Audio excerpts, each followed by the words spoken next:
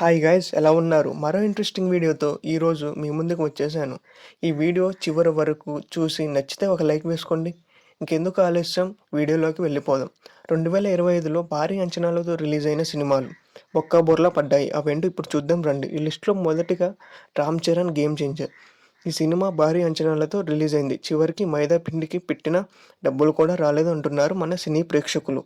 దిల్మామ ఎవరి మీద ధీమా లేకుండా ఉండేవాడు. ఈ సినిమాతో థియేటర్ దరిదాపుల్లోకి రావాలన్నా భయపడేలా చేశాడు శంకర్ అన్నయ్య. త్రిబుల్ ఆర్ తర్వాత రామ్ చరణ్ పెట్టి ఏ సినిమా తీసినా నడుస్తుందిలే అనుకున్నారో ఏమో కానీ మొత్తానికి రిలీజ్ అయింది. రిలీజ్ అయ్యాక నెగిటివ్ టాక్ వచ్చింది. భారతీయుడు 2నే 100 పాళ్ళు నయం కదరా అనుకుంటూ ఆడియన్స్ థియేటర్ నుండి లగెత్తారు. మరి ఇందులో మిస్టేక్ ఎవరిది? త్రిబుల్ ఆర్ లాంటి పాన్ ఇండియా సినిమా చేసి తర్వాత ఇలాంటి స్క్రిప్ట్ తీసుకున్న చరణ్ అన్నయ్యదా, లేక శంకర్ ఉన్నాడులే సినిమా ఆడుతుందిలే అనుకుంటూ కోట్ల గుమ్మరించిన దిల్మామదా, లేకపోతే ఎక్స్పీరియన్స్ డైరెక్టర్ అనే చెప్పుకొని తిరుగుతున్న మన శంకర్దా? 4 గంటల సినిమాకి తీసి 2 గంటల వరకు కుదించిన ఈ డైరెక్టర్ మొత్తానికి ఏదైతే ఏం దిల్మామకే కదా మొత్తం బొక్క పడింది. ఇదే లిస్టులోకి వచ్చేసి హరిహర వీరమల్లు. ఈ సినిమా కూడా రిలీజ్కి ముందు చాలా బజ్ ఉంది. భారీ అంచనాలతో రిలీజ్ అయింది. బట్ ఒక్కబోర్లా పడింది ఈ సినిమా కూడా. క్రిష్ సినిమాలో నాకు నచ్చేవి కంచె, వేదం, గమ్యం ఇవి తప్ప ఇంకేమైనా ఉన్నాయా? ఉంటే మీరు కామెంట్ సెక్షన్లో చెప్పండి. పులిని చూసి నక్క వాతలు పెట్టుకున్నట్టు ఈ డైరెక్టర్ కూడా బాహుబలిని చూసి అలాగే తీయాలని గౌతమిపుత్ర శాతకర్ణి తీశాడు.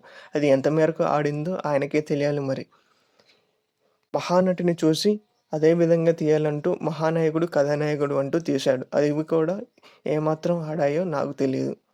హరిహర వీరమల్లు అంటూ దిగిన కాంట్రవర్సీలతో బయటకు వచ్చేశాడు.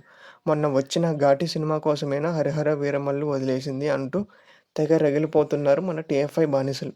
ఏదైతే ఏం మొత్తానికి రత్నం తాతయ్యకి దింపారు కదా, కోలుకోలేనంతగా సినిమాకి ప్రొడ్యూస్ చేయాలంటేనే భయపడేలా చేశారు కదరా బాబు. ఇదే రేసులోకి నెక్స్ట్ మూవీ కూలీ. ఈ సినిమాకి ఉన్నంత హైప్ రిలీజ్ ముందు తమిళ్లో ఏ సినిమాకి లేదు అనుకుంటా. టీజర్తో ఇంప్రెస్ చేశాడు, సాంగ్స్తో అమాంతం హైప్ లేపేశాడు, ట్రైలర్తో మొత్తం హైప్ని దింపేశాడు. థియేటర్ రిలీజ్ ముందు 1000 crores కన్ఫామ్ కదా అని ఒక ఇంటర్వ్యూయర్ అడిగితే 1000 crores మీద నాకు ఎలాంటి ఇంట్రెస్ట్ లేదు, ఆడియన్స్ పెట్టిన 150 రూపీస్కి సాటిస్ఫై అయితే చాలు అన్నాడు ఈ డైరెక్టర్.